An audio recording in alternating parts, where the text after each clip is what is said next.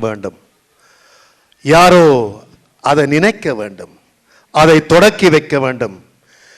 இந்த விழா இவ்வளவு சிறப்பாக நடப்பதற்கு ஒரு தொடக்கமாக இருந்தவர் வேற யாருமல்லை, சவுந்தர் என்று அன்பாக அழைக்கப்படுகின்ற தியாகராஜா சவுந்தர் அவர்கள். இதை ஆரம்பித்து எல்லா நண்பர்களையும் சேர்த்து இப்படி ஒரு அருமையான விழாவை ஏற்பாடு செய்திருக்கிறார். அவரை இந்த இடத்திலே சில வார்த்தைகள் கூறுமாறு அன்போடு அழைக்கின்றேன். துரராஜா அண்ணனின் 50வது சிவநல பாராட்டு விழாவுக்கு வருகை தந்து சிறப்பித்து இன்னும் பல காலம் அவருடைய சேவை நீடிக்க வேணுமென வாழ்த்திக் கொண்டிருக்கும்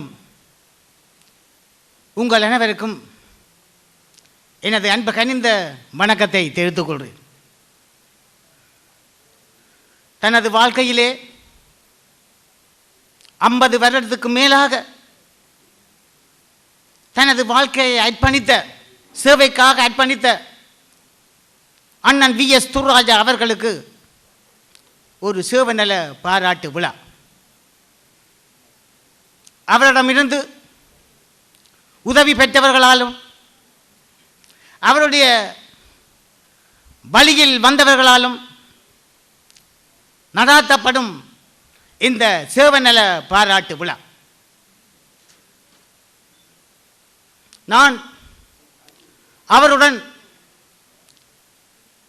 30 வருடத்துக்கு மேலாக இணைந்து சேவை செய்தவன் என்ற வகையிலே அவரை எனக்கு நல்லாக தெரியும்.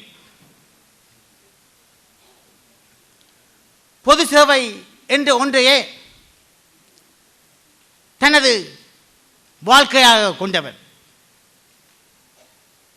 எமது நாட்டிலே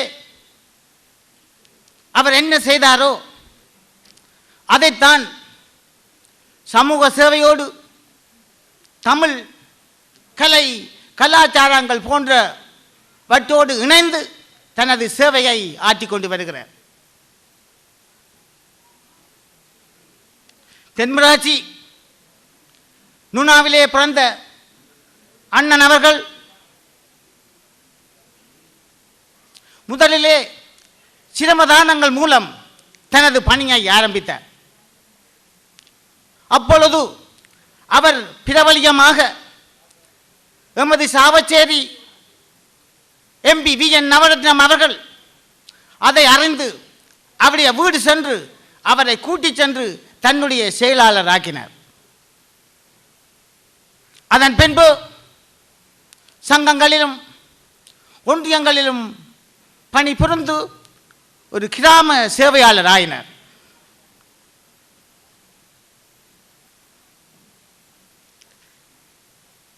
தென்மராட்சி சேவை நிறுவனம்,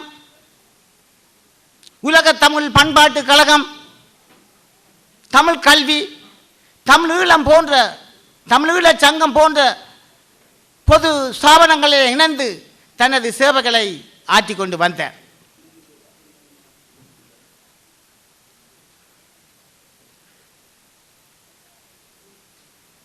ஆரம்பத்திலே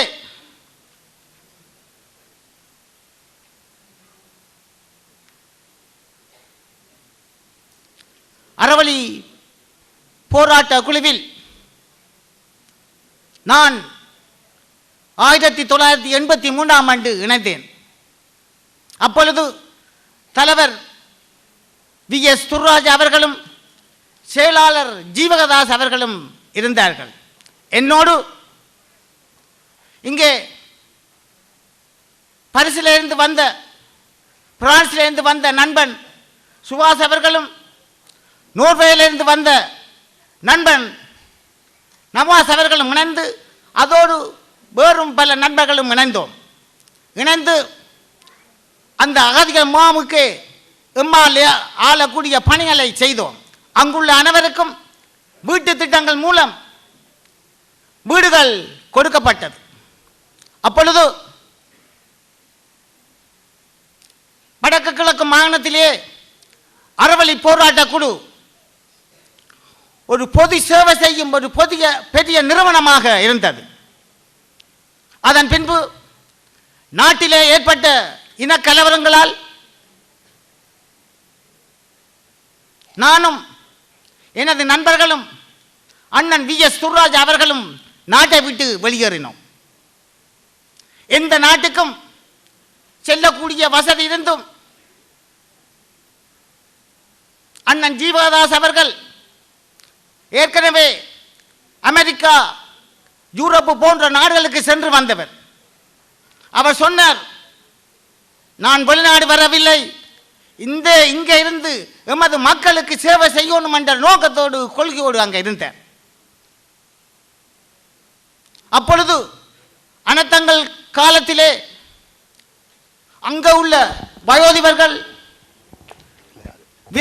விதவை பெண்கள், சிறார்கள் போன்றவர்களுக்கு தன்னால் ஆன உதவிகளை வெளிநாடுகளிலிருந்து பெற்று கொடுத்தார். அந்த காலகட்டத்திலே அந்த உதவி அளப்பெரிய உதவியாக இருந்தது. அப்படிப்பட்ட அண்ணன் ஜீவதாஸ் அவர்கள் எம்மை விட்டு எல்லாம் சென்று மறந்து விட்டார். அப்பொழுது அங்கே இருந்த பாடசாலைகள், பொதுமக்கள், சிறார்கள் என்ன பல பெருந்திரளான மக்கள் சென்று தமது அஞ்சலியை செலுத்தினார்கள்.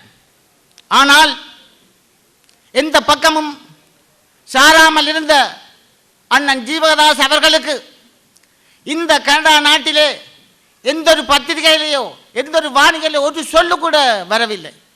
உண்மையிலே வடக்கு மாநிலம் கிழக்கு மாநிலத்தை எடுத்து பார்த்தால் ஒரு சிறந்த எந்தவித பக்கங்களும் சாராமல் சிறந்த சேவை செய்த ஒரு மனிதனுக்கு கனடாவிலே எந்த இதுக்கும் குறிப்பிடவில்லை என்பது எனக்கு மிகவும் வேதனையாக இருக்குது. இன்றைக்கு VS துர்ராஜா போல அவரும் நாட்டிலே பெரும் கடமைகளை செய்தவர். என்னுடைய வலியை உங்களுக்கு நான் தெரியப்படுத்தியிருக்கிறேன்.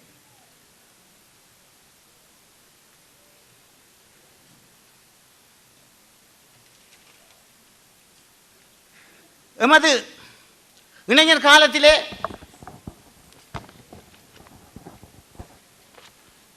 நான் இந்த இருவர்களோடும் இணைந்து சேவை செய்ததுதான் இந்த கனடாவிலே நான் 15 வருடமாக சார் போர்ட் கிளப்புக்கு தலைவராகவும் சம்மேளனத்தின் தலைவராகவும் இருப்பதற்கு அவர்களோடு இணைந்து பணி செய்ததுதான் எனக்கு அந்த பக்குவத்தை கொடுத்தது என்று நான் எனது துர்ராஜா அண்ணன் அவர்களுக்கு பாராட்டு விழா செய்ய போறேன் என்ற உடனே எனது நண்பர்களான சுபாஷ் நவசி ஆக்களுக்கு டெலிபோன் அடித்தேன். அப்போது அவர்கள் சொன்னார்கள், ஜீவா அண்ணன் இல்லை, நீ கட்டாயம் துர்ராஜா அண்ணன் இருக்கிற காலத்திலே அவருக்கு செய்ய வேணும் என்று அவர்களுடைய உஷார், அவர்களுடைய ஊக்குவிப்பு தான் இன்றைக்கு இந்த விழா இவ்வளவு சிறப்படைய காரணமாக இருந்தது. அந்த வகையில் எனது நண்பர்களுக்கு நான் நன்றி சொல்ல கடமைப்பட்டுள்ளேன். என்னை போலதான் அவர்கள் இருவரும் அண்ணனிலே வைத்திருந்த பாசத்தால் அங்கிருந்து இவ்வளவு தூரத்தில் இருந்து இங்கே வந்தார்கள். அப்படி இன்னும் பலர் இங்கே வருவதாக இருந்தார்கள். அவர்களுக்கு சரியான சந்தர்ப்பம் கிடைக்கவில்லை, இல்லாததால் வர முடியாமல் போய்விட்டது.